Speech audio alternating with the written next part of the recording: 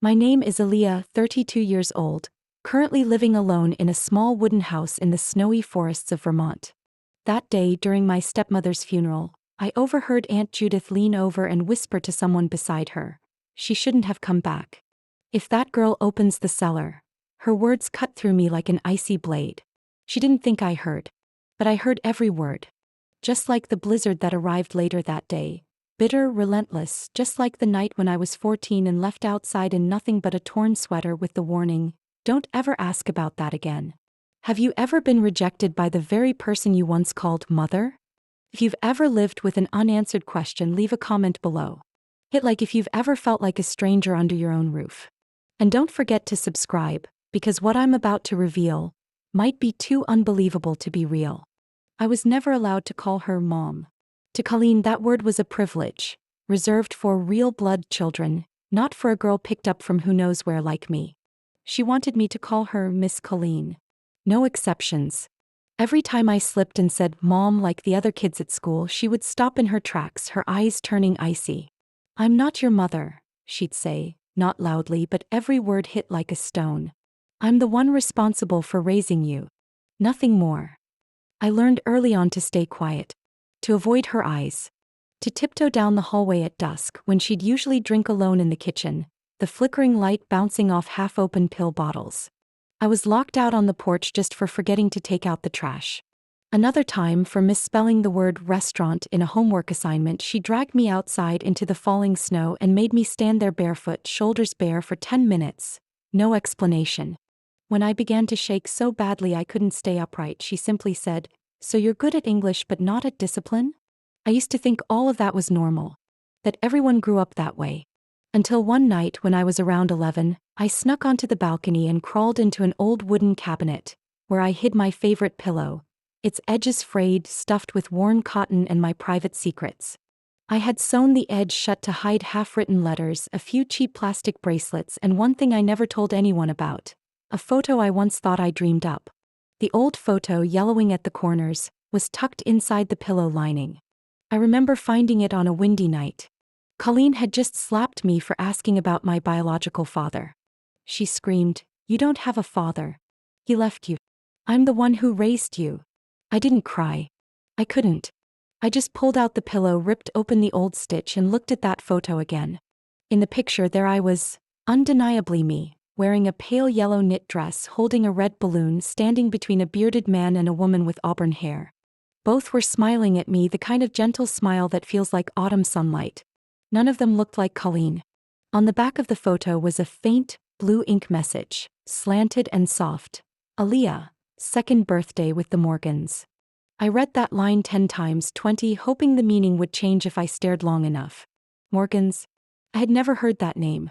Colleen always said I was born in Texas, that she was a distant cousin of my biological mother, who supposedly died in a car accident when I was still learning to talk. I brought the photo downstairs to ask her. But I stopped. Colleen was standing at the sink in the dark, washing dishes without the lights on. The way she held a fruit knife made me step back. The photo went back inside the pillow. For years I didn't mention it again. But it remained, a small crack in the wall Colleen built around me. A crack just wide enough to let light in. Enough for me to start doubting. I began watching more closely. One day, while looking for Charlotte's Web in an old bookcase, I found a silver tin box hidden behind the shelves. Inside wasn't money or documents, except one small, soft leather notebook. Inside were hastily scribbled expenses in ink. $5,000. Transfer from HR. Foundation. Note, Maylee Morgan. Relocation. Another page, birth certificate change in Orange County. Attached guardian sponsorship. My name isn't Maylee. My name is Aaliyah. Right? I collapsed to the floor, notebook slipping from my hands, mind spinning. I didn't understand everything I'd seen, but one thing was clear. Colleen had hidden something big. That night, after she went to bed, I returned to the bookshelf, grabbed the notebook, the photo, and my secret pillow. I tied them with twine and hid them beneath a loose floorboard by my bedroom window. I didn't know the full story, but I knew I had to protect the evidence. From then on, everything Colleen said or did felt fake. She claimed I had severe pollen allergies, yet I never sneezed in spring. She said I was born in a Dallas hospital, Yet my school health records listed my birthplace as Connecticut. Piece by piece the puzzle stopped fitting. And then at that funeral when Aunt Judith slipped up I knew. My story hadn't started in that house. It began somewhere else. Somewhere I was never allowed to remember. And the name Morgan wasn't random. It was the first thread unraveling everything someone had spent decades trying to hide. The storage room behind the house had always been off limits. Thick curtains of dust, the smell of rotten old paint made me shiver whenever I opened the door. But that afternoon after the funeral, as the last light of day slanted through the stained glass window, something pulled me back to the forgotten room. The door creaked loudly as I pushed it open. Inside, everything was covered in gray layers of time. A thick blanket covered an old trunk. A 3-drawer cabinet with a broken handle stood in the corner. And tucked along the back wall was a low wooden chest, dark and cracked at the edges. I couldn't remember ever seeing it before. I knelt down, both hands on the loose hinges. A soft snap echoed like someone had touched the past. Inside was a single square wooden box, wrapped in faded red velvet. My heart pounded for reasons I couldn't explain. When I opened the box, the smell of damp wood and old paper filled my throat. Inside was a folded yellowed note and a small heavy object. A silver ring etched on the inside with 3 delicate letters, I lifted the note. The handwriting was slanted, slightly shaky. Don't trust Colleen. If you're reading this, go to St. Elijah Church. Don't wait.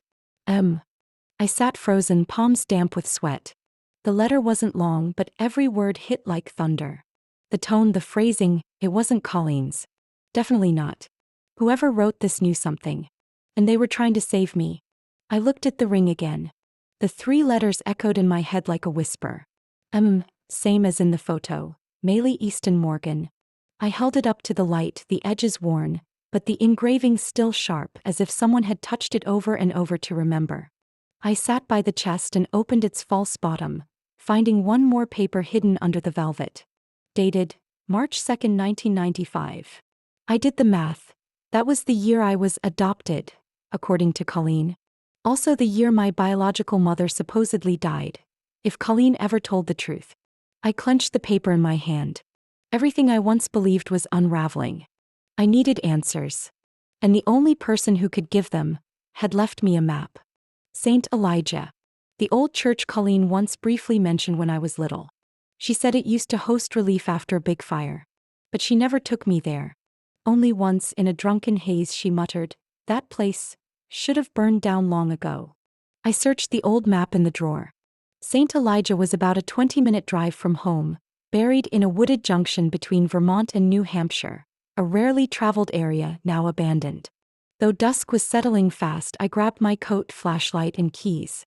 The road into the forest was so still that every sound rang clear. Tires crunching dead leaves, dry twigs snapping in the wind. As I approached, the sign St. Elijah emerged through the mist. The church roof, once covered in green shingles, was now bare. A stained glass panel shattered. But the rear door, the one leading to the parish storage room, was not what I expected. The old rusted padlock had been replaced with a shiny new one. Scratches were still fresh on the wooden surface, as if someone had made the switch just recently. I stepped closer, my heart pounding. Footprints marked the soggy ground, still wet, not yet dried. I pressed my ear to the door. No sound. But something in my chest told me that inside, it wasn't abandoned. Someone had returned. And they didn't want me getting in. I stepped back, eyes scanning the area. Dusk had fallen, but I noticed a low window to the right was slightly ajar, letting in the cold wind. I locked that position in my memory. I couldn't go in today. But I would come back. Backing away slowly, my footsteps sank softly into the wet earth, careful not to leave anything too obvious behind. Once I was back in the car, I held the ring in the palm of my hand. The metal was ice cold, but when I clenched it tight, it seemed to pulse with something ancient. Something that once belonged to me had been taken but wasn't entirely lost. I turned the car around, headlights cutting across the dark forest. In the rearview mirror, I thought I saw a figure move near the side of the church. But when I turned to look, there was nothing but silence. And snow had started to fall. Light, cold, and fading like a memory just emerging from the dark. I arrived at the morgue on a gray, bitter afternoon, the wind sweeping through rows of leafless trees along the road. Outside, the weathered sign read Redfield County Mortuary, swaying in the breeze as if even it didn't want to witness what was happening inside. I stepped in. The smell of antiseptic mixed with cold incense made my throat burn the moment I crossed the threshold. The front desk was empty. I walked up to the small silver bell about to ring it, when a gravelly male voice came from behind a heavy curtain. "Miss Lancaster?" I nodded slightly, my voice hoarse. "I'm here to sign the cremation paperwork for Colleen." A tall, thin man stepped out, graying hair, dressed in an off-white lab coat that had seen better days. He held a neatly clipped file and motioned for me to follow him into a room with a desk and 2 brown leather chairs. "My name's Ben. I handle the after-death paperwork here. My condolences." I didn't reply. Offering condolences for Colleen felt like a dissonant wound. I sat down, reached for the file, but Ben held it a beat longer before letting go. "Colleen's medical records and authorization forms," he said in a flat tone. "You'll just need to sign here, and here. Her personal belongings will be mailed later." I flipped through the pages automatically. Basic information. Body storage facility. Time and date of death. Cause: acute respiratory failure due to pneumonia complications. Nothing unusual, until I saw a fine line typed beneath, "legal next of kin." Not biological child. 1996 test confirmed negative blood relation. I froze. My eyes locked on the words as if they had ignited across the page. "This," I said quietly, voice cracked. "She always told me I was adopted, but never mentioned a test." Ben glanced at me, then looked down and removed his glasses to clean them with his sleeve. He didn't answer right away. After a long pause, he stood, walked to a low filing drawer and opened it. "There are things," he said as he rummaged, "people pay to be forgotten." I didn't understand at first. He returned, holding a pale yellow envelope unmarked. He looked at me again, then gently placed it into my palm. "I wasn't supposed to give this to you," he said slowly. "But I've kept it in that drawer for nearly 20 years. She paid me to destroy it, but I couldn't." I stared at him, still clutching the envelope. "Why?" Ben sat down, his gaze fixed on something behind me. "Because I once had a niece who was placed into the system. She disappeared after a transfer. I didn't get word of her remains until last year. I couldn't let it happen again." I opened the envelope. Inside was an old photograph, colors slightly faded but painfully clear. A little girl about 3 years old, curly hair, wearing a purple floral dress, standing in the middle of a playground scattered with golden leaves. The round little face wasn't mine. Big eyes, small nose, skin tone noticeably lighter. But what took my breath away was the line on the back of the photo. "Maylee, Oriole Park, October 5th. I looked up, barely able to speak. "You know that girl's not me?" Ben studied me for a long time before answering. "I saw you when you were little. You came here with Colleen for the first time around 4.5 years old. But the hospital records back then showed that photo. I remember because I was the one who took the intake pictures." I set the photo down on the table, my palms freezing. Everything was spinning too fast. Colleen hadn't just adopted me. She had inserted me into someone else's identity. A child named Maylee. Ben continued, voice softer now. "I wondered about it for years. Thought maybe it was a clerical error. But then in 1996 I saw the DNA test in her file. It confirmed no biological relation between you two. Marked as confidential. After that, any trace of you disappeared from the system." I nodded slowly, hands tightening in my lap. I understood what it meant to not belong. Not just a feeling, a truth written in ink and paper. Ben sighed, stood, and pulled from his pocket a folded sticky note, hurriedly scribbled with a name and address. "I don't know how much more I can help. But this woman came here in the summer of 1995. She was with a lawyer and seemed very distressed. I don't remember her name, but the lawyer might still have the records." I took the note and read the name, Clara Halvorson, New Haven, Connecticut. A connection had just formed. And I knew I couldn't stop here. Someone had switched my identity. Someone had turned me into the shadow of another child. And I needed to know who Maylee was, and what I truly was in all of this. I drove through the old streets of East Hill, Massachusetts, a faint fragment from my childhood memory.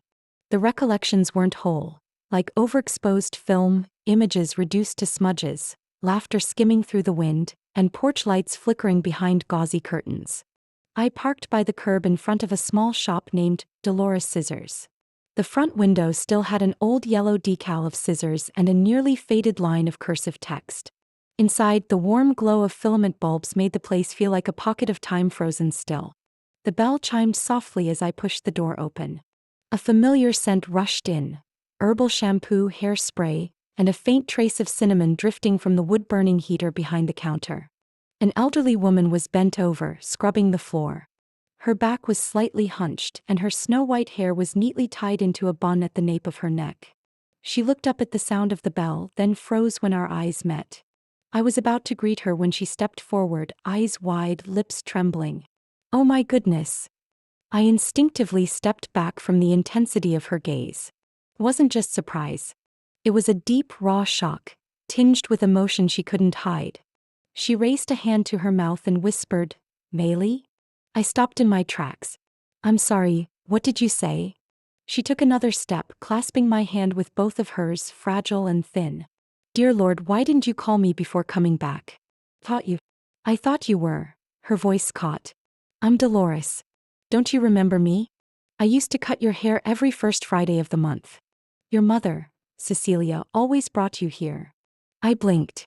Those names echoed like a knock deep inside my mind. Cecilia. First Friday. Dolores. I tried to stay calm. "Ma'am, I think you're confusing me with someone else. My name is Aaliyah." She shook her head hard. "No, that can't be. I used to lift you up onto the chair when you couldn't reach the mirror. I still have the photo from your 3rd birthday hanging in the back room. You're Maylee Morgan. Born in 1993. You went missing after the fire in 1997. Everyone believed there were no survivors." I took a step back. He said the correct year. The correct name from the photo. The right age. "What fire are you talking about?" Dolores pulled out a handkerchief and dabbed her eyes. "The wooden house on Millbank Street. I lived just 3 doors down back then. The fire broke out around 3 a.m. They only found the remains of 2 adults. It was the Morgans. But their daughter, you, was never found. The police assumed you were completely lost in the flames, but Cecilia always believed someone took you before the fire spread." I felt like I was standing in the middle of a play I didn't belong to. Every detail lined up. But how could I be sure? Why do you think I'm Maylee? Maybe it's just a resemblance." Dolores let out a raspy chuckle. "No one forgets those eyes, sweetheart. Eyes that were sad and strong all at once. I've seen them in the mirror for almost 30 years. I'm not mistaken. And you have a small scar under your chin, don't you? From falling off the seesaw in preschool." I flinched, unconsciously touching the faded scar under my chin. Colleen once told me I'd fallen while learning to ride a bike. But I'd never remembered where it happened. I went silent for a long moment. "What a miss," Dolores said wasn't legal evidence. But it was another voice in the growing chorus. One by one, person by person, memory by memory, everything was contradicting Colleen's story.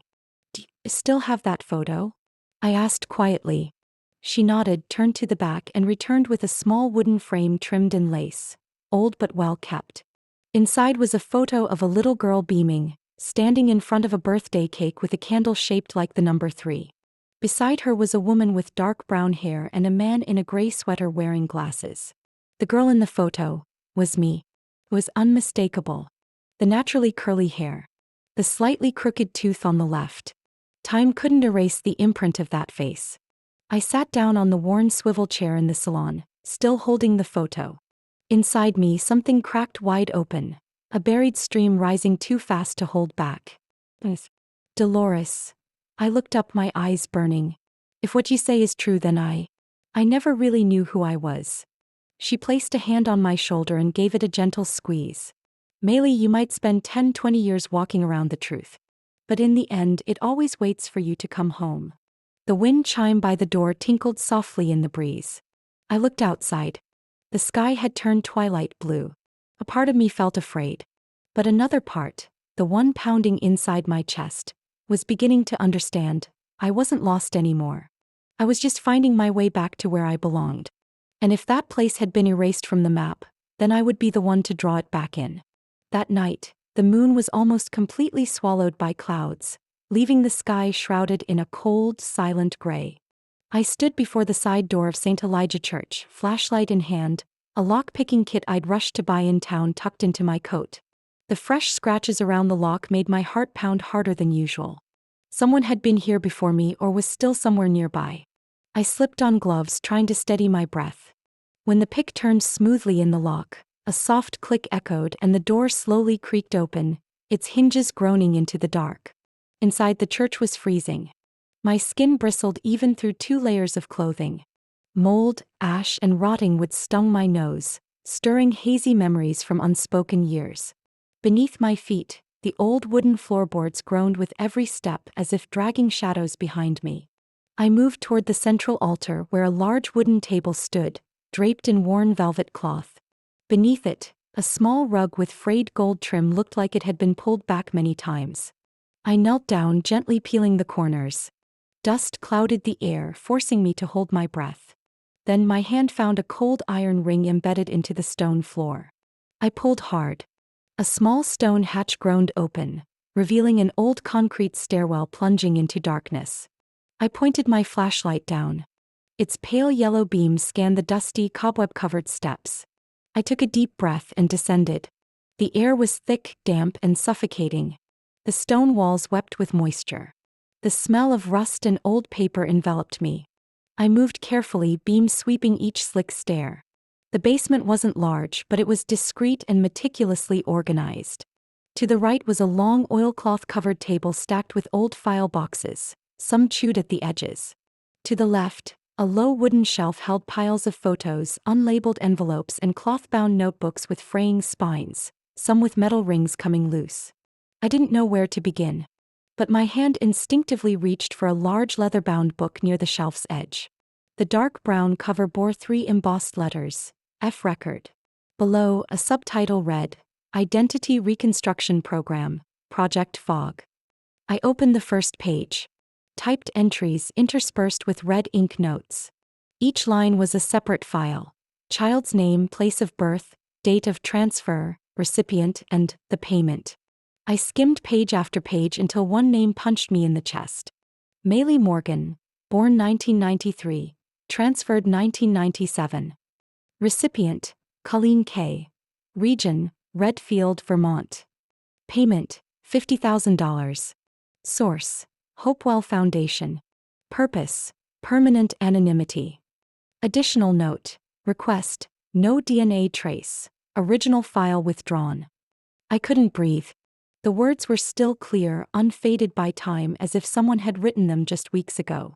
I ran my fingers over the line, permanent anonymity, trying to convince myself this wasn't a nightmare. I turned the page. A photo was attached. Me, around 3 years old, sitting on a wooden floor, clutching a teddy bear that had vanished during the mandatory move Colleen once spoke of. Below the photo was a handwritten note in bold black ink. Full payment received, no refund. Instruction: do not allow child contact with origin. Witnesses must not be approached. I closed the book slowly, but my hands trembled too much to hold it. It fell to the stone floor with a heavy thud echoing through the tight space. Cold sweat dripped down my neck. I raised my hand to my forehead and realized I was crying. Not sobbing, not wailing. Just silent, uncontrollable tears. As if I had just read the verdict of my own life. I sat down on the basement floor, my back against the freezing stone wall, knees pulled up to my chest. In my mind echoed Colleen's voice, the one I used to convince myself was strict out of love. You should be grateful. Not everyone gives a girl like you the chance to be somebody. Now I understood. To her, I wasn't a child. I was merchandise. A payout. An experiment. I looked around the basement. How many other children had been on that list? How many people like me, renamed, reassigned, erased from every system like we never existed? I stood up, wiped my tears on my sleeve. I knew I couldn't carry all those records out with me. But I could carry enough. Enough to shake the foundations of what they thought no one would ever dare uncover. And from that moment on, I knew I wasn't just searching for answers for myself anymore. I was searching for justice, for an entire shadow that someone had built and locked me inside for 28 years. I left the church basement with the notebook pressed against my chest. The wind slapped my face, a sharp reminder that the truth I'd unearthed wasn't a dream. The stone steps were slick, the wooden floor above creaked faintly, like whispers from souls left behind. Just as I stepped into the main hall, my flashlight jerked off course. Something had moved near the doorway. I froze. A man stood there, his shadow stretched across the rough plaster wall. He wore a dark leather coat, the hood pulled low over half his face. The beam from my flashlight caught his eyes, grayish-brown, deep, unblinking. They locked on me. "I don't mean to frighten you," he said. "My name is Easton." I took a half step back, fingers tightening around the flashlight. "Who are you? Why are you here?" He slowly pulled down his hood. His hair was streaked with gray, his face marked with deep lines around his mouth and forehead. But his eyes, not unfamiliar. As if they had once seen through me from a place memory couldn't reach. "I'm your biological father, Aaliyah," he said slowly. "Your full name is Maylee Easton Morgan." I didn't move. I could still hear the wind howling through the rotted church rafters, my own breath, the thunder of my heart pounding inside my chest. But everything else blurred. Only his voice remained clear in my mind. "That's not possible," I whispered. "My father died. Burned in an accident. My mother too. That's what they told me." He nodded, pain tightening his gaze. "Yes. That's what they told you. The Foundation staged that fire. They wanted to wipe out your family because your mother, Cecilia, refused to surrender your medical records. They said you were a wrong pick. That you didn't fit. And she wouldn't go along with their so-called program." I shook my head, swallowing hard. "I don't understand. What foundation? What wrong pick? Why me?" He pulled a thin, tri-folded file from his coat pocket, its edges worn and creased. He handed it to me, eyes never leaving mine. "I've been tracking Colleen since 2002, he said, voice rasping. "She was one of the people hired to test-raise children the Foundation deemed specially adaptive, physically strong, advanced linguistic development, no living relatives likely to contest guardianship. But she didn't raise you for research. She took the money and cut all ties." My hands trembled as I took the file. Inside was a copy of a contract between something called the Hopewell Foundation and a guardian named Colleen K. The document didn't state specifics, only referred to the child as Subject 7 a.m. Alongside it, a passport photo, me around 4 years old, curly hair, eyes filled with fear. "Why wasn't I given to you?" I asked, my voice echoing in the vast space like a plea. He exhaled, standing still for a long moment before answering. "After the fire, I was placed under investigation. They said I didn't have the financial capacity to regain custody. I tried everything, lawyers, friends, even the media. But everywhere I turned, silence. They erased records, froze accounts, blocked access. I lost everything. But I never stopped searching for you." I looked at him. That face didn't match any in my memory, but there was a painful, familiar truth shining in his eyes. Not the familiarity of memory, but of blood, of something deeper than language. "I can't believe this easily," I said quietly. "Not after all these years." "I'm not asking you to," he said calmly, as if he'd waited for that response all along. "I just want you to hear the full truth." I glanced back at the stone stairwell, then down at the file in my hands. For years I'd begged Colleen for just one honest word. Now I had more than a word. I had a web of lies and a man claiming to be my father, standing here in the ruins of an old church, holding the proof that nearly erased my life. He turned toward a broken window. Cold air gusted in, sweeping a layer of dust off the stone floor. "Your mother," he said, "died trying to keep you safe. Don't let them take back what she gave her life for." I said nothing. I just gripped the file tighter, feeling in my hands the weight of something I'd never touched before. The truth.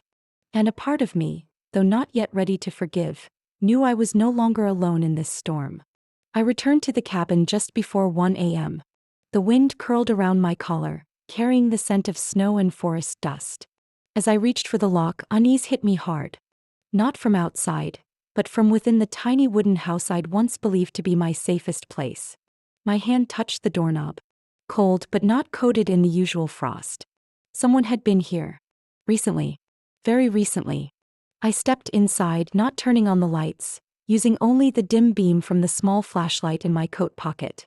The main room was so silent, my footsteps echoed against wood and stone. But then my eyes stopped at the fireplace. The mesh screen had been shoved aside. The logs were toppled, ash scattered across the hand-woven rug. A dark stain stretched from the hearth to near the window. I knelt. Blood. Dry but not fully oxidized. My heart clenched. I shot upright, flashlight pointed upward. The kitchen remained untouched. The bedroom door slightly ajar. But something else sent a chill through my spine. In the far right corner of the large curtain, the one I always stood by to make tea, something dark and glossy peeked through the folds. I stepped closer, lifted it gently with the corner of a cloth. A hidden camera. Attached with professional adhesive. The lens pointed directly at the living room, right where I'd opened letters, made phone calls, cried in silence. I backed away, my palm burning from the grip on the light. I opened the front door slowly, crouching near the threshold. The snow outside was fresh, the footprints deep. A clear trail of large boots, the kind with thick rubber soles used for hiking, circled the cabin and stopped at the kitchen window. One deeper imprint remained. Someone had stood there. For a long time. I looked at the mail slot. A charcoal gray envelope lay crooked as if shoved in hastily. I opened it. Inside was a folded note, thick paper, torn edge, still carrying a faint smell of tobacco. Black ink, all caps. Stay quiet or go back to being a good little girl. No signature. No return address. But the handwriting, I knew it immediately. The same slanted print from the basement records. Same sharp, accents. Same curled tail on the G. An old school habit. Someone left it as a deliberate mark. Not a vague threat. A reminder that I was being watched. I returned to the living room, peeled off my gloves and began checking every corner. Under the armchair, behind the bookshelf, around the heater. Nothing had been taken. But everything felt too tidy. Arranged in a way meant to fool me into thinking nothing had happened. But it had. I walked into the bedroom and turned on the lamp. The bedsheet had been pulled tight. I never made it that perfectly. On the table sat the teacup I'd left that morning. But inside, no tea. Just a strange swirl of residue. As if someone had tilted it, studied it, then set it back. I opened the desk drawer where I kept the notebook that held my timelines and suspicions. It was still there. But the first page had been flipped over. On the paper's edge was a faint brown smudge, a fingerprint that hadn't fully dried. I picked up the notebook, my heart tightening at the thought that struck me like lightning. Someone didn't just want to scare me. They wanted me to know they could get in. That no matter where I ran, they had their hand on the doorknob, waiting for the moment I let mine slip. I pulled out my phone, but the signal was weak. Just one bar. I didn't dare make a call. Not now. Not when exposing more could mean even greater risk. I returned to the living room, removed the battery from the camera, and smashed it with the steel hammer from the toolbox. Then I gathered every piece of documentation I'd collected, copies of records, old photographs, notes from the church basement, the anonymous envelope, sealed them in a waterproof bag and locked it shut, placing it beside the front door. I stood silently in the dark, the only light flickering from the fireplace. The cabin was no longer a refuge. It was a cage. And someone had just proven they held the key. I didn't sleep that night. I sat by the window, eyes locked on the trail of snow outside. The snowfall continued, soft and steady, as if trying to erase every footprint that had retreated. But I remembered each step. And I knew, whoever they were, the Foundation, Colleen, or someone else, they had just made a mistake. They thought fear would make me crawl back. But no. I'd played the good daughter before. And I knew the price of that. This time I wasn't going back. But I would return. And when I returned, I wouldn't be alone. The New Haven Federal Courthouse stood tall, carved from gray granite in the center of the city. The sky that day churned with clouds, cold enough to sting, but inside my chest burned a fire that wouldn't go out. I wore a long black coat, holding a carefully bound leather folder, walking beside Mr. Easton, the man I was slowly learning to call father. To my left was Mara Blanchard, a civil attorney specializing in organizational lawsuits. She wasn't old, but her voice carried weight, and her eyes never drifted from their mark. Throughout the process of building the case, she never once asked if I was sure I wanted to go through with it. Maybe because she knew I had no other choice. The courtroom wasn't large, but it was full.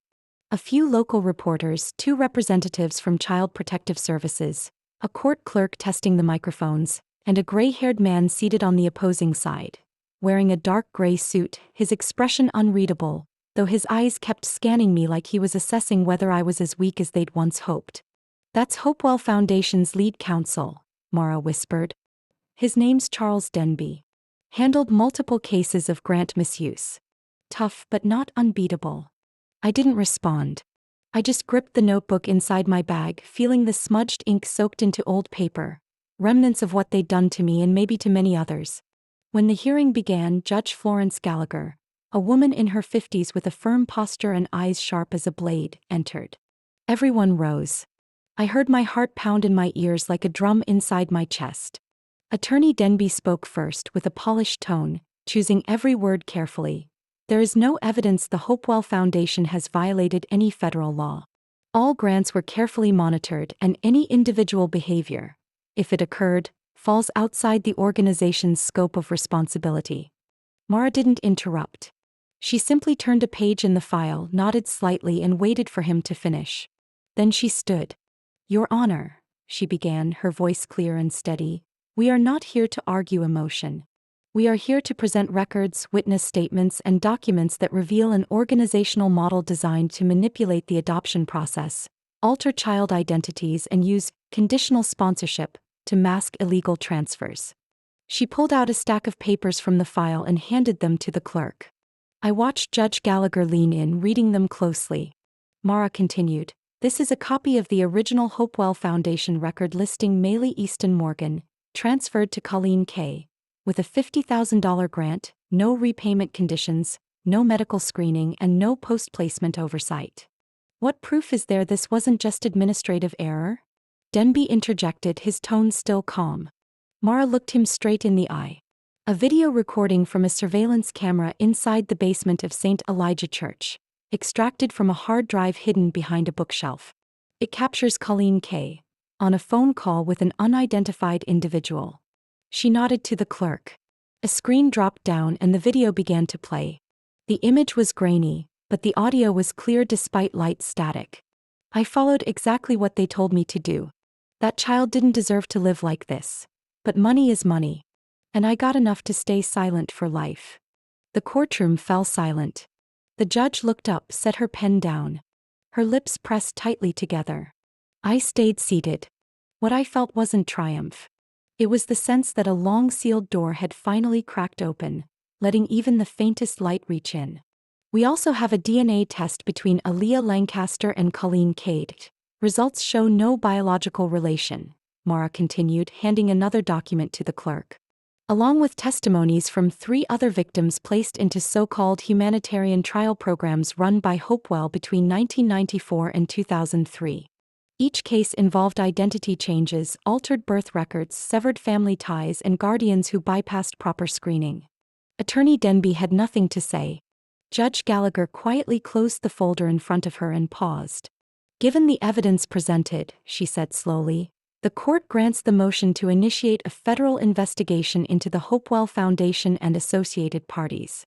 Furthermore, the court directs Child Protective Services and the Department of Justice to begin a joint inquiry into potential grant abuse and civil rights violations." I closed my eyes for a moment.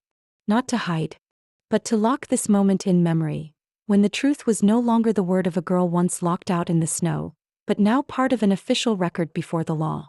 I stood as the hearing adjourned. Mara placed a hand on my shoulder, saying nothing. Easton stepped beside me, nodding. No words were needed. The room remained quiet as I walked out, but I knew, from that moment on, no one could erase me from the records again. I returned to that forest on a March morning. Snow still blanketed the ground, though the sun had begun to rise, casting soft rays through the towering pine canopy. The path into the woods had changed. Vehicles could now enter with ease, and the overgrown brush had been cleared. But the scent of the forest remained the same, cold, damp, and endlessly deep. I stopped at the exact spot where Colleen once dropped me off. No shoes, no coat, not a word spoken as she left. And now I returned of my own accord. Not to escape. Not to seek answers. But to lay down something that had weighed on me for 32 years. I opened my left hand. The silver ring engraved with the initials "him" rested quietly in my palm, glinting under the pale sunlight. I had worn it again after the hearing. Not for appearance. Not for nostalgia. But because I finally understood the value of what had been stolen: identity and the right to name myself. "My name is Maylee Easton Morgan," I whispered, standing in the stretch of untouched snow before me. "I'm not adopted. I'm not a misfiled case. I am real. And I choose my own path." I don't know how long I stood in that gentle cold. The wind swept across the snow's surface, carrying the marks of the first footsteps I left on this return. But I no longer felt frozen like before. My skin still stung, my cheeks were numb, but the cold no longer reached my heart. A week after the hearing, I received a letter from the federal attorney's office. It clearly stated, the Hopewell Foundation had agreed to a civil compensation settlement for individuals who were harmed due to procedural deficiencies in intake and supervision. I wasn't surprised that the sum wasn't large, just enough to buy a modest home or start a small business. But what moved me most was the last paragraph. "We acknowledge and confirm that Ms.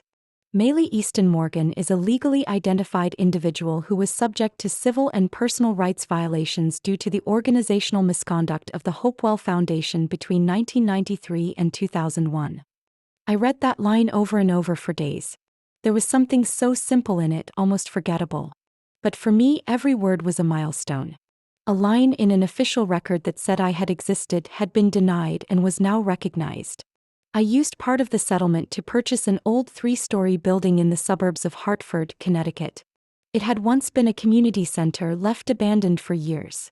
I hired an architect, local carpenters, and painters to restore every wall, replace the windows, and install a new heating system. No big sign out front. Just a small wooden plaque that read, "The Root Room, a place to return to your roots."